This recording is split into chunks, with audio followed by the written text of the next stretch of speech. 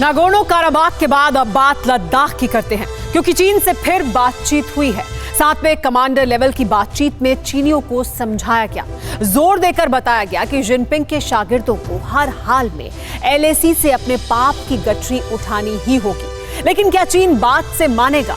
सवाल यही है कि अगर चीन फिर वादा खिलाफी करता है तो जिनपिंग के कायरों का आखिरी इलाज क्या है? ये रिपोर्ट देखिए।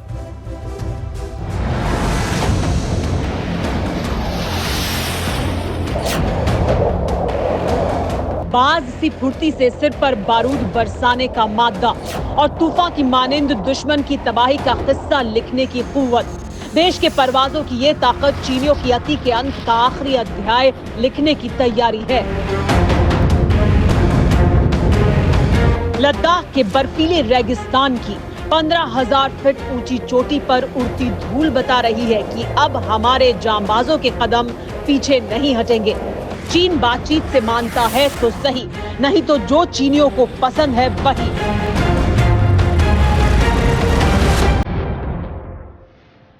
एलएसी पर तनातनी के बीच चीन से 7वीं बार कमांडर लेवल की बातचीत हुई।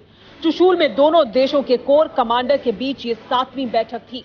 इस मीटिंग में पहली बार चीन के विदेश मंत्रालय के सीनियर ऑफिसर भी शामिल हुए।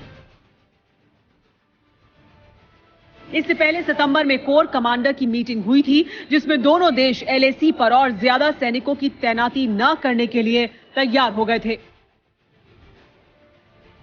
लेकिन इसके बावजूद चीनियों की साजिशें कम नहीं हुई।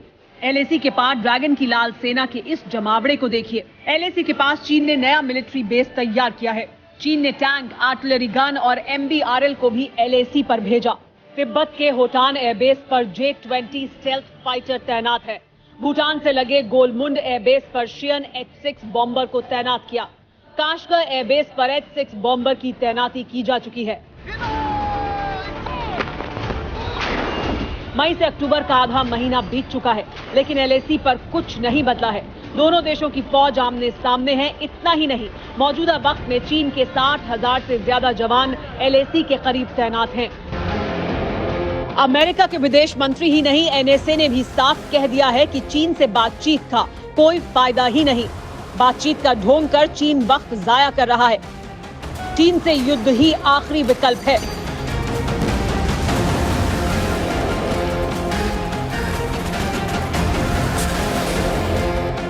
इसीलिए अमेरिका ने अपने नए पायलटों को बारूदी मिसाइल बरसाने की फाइनल ट्रेनिंग शुरू कर दी है। ये तस्वीरें अमेरिकी एयरफोर्स के ट्रेनिंग सेंटर की हैं, जहां नए पायलटों को वर्चुअल तकनीक के सहारे फाइटर जेट से मिसाइलें दागने की ट्रेनिंग दी जा रही है। यानी ट्रंप के कोरोना से ठीक होकर लौटने के बाद से ही अमेरिका ने चीन के खिलाफ फिर से अपने तेवर तीखे कर लिए हैं।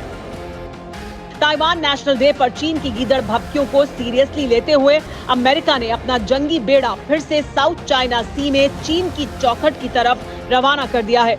जाहिर है, चीन अगर अब भी अपनी चालबाजियों से बाज नहीं आया तो बीजिंग के गिरगिटों से लेकर शंघाई के सियारों के सिर पर बेतहाशा बारूद बरसना तय है।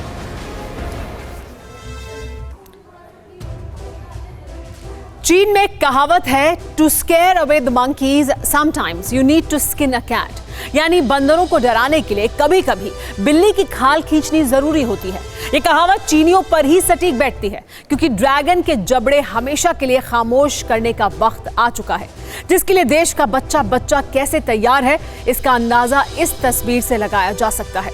ये वीडियो लद्दाख के चुशूल गांव का है, जिसमें एक बच्चे ने पहले जवानों को बहुत जोश के साथ सैल्यूट किया, जिसके बाद जवानों ने बच्चे को सही से सैल्यूट करना सिखाया। जवान बच्चे को बताते हैं कि पैर खोल कर नहीं, पैर मिलाकर सैल्यूट करो। बच्चे ने फिर से जवानों को सही तरीके से सैल्यूट किया। बच्चे का यही जुनून लोगों को पसंद आ गया। यही हमारे देश की विरासत है, यही लद्दाख की शान है, जहाँ के जर्रे जर्रे पर वीरता की अमिट गाथाएं अंकित है, जहाँ का बच्चा बच्चा वतन की सरहदों का निगहबान है। न्यूज़ टॉप 9 रोज सुबह 7 बजे और शाम 7 बजे सिर्फ TV9 भारतवर्ष पर।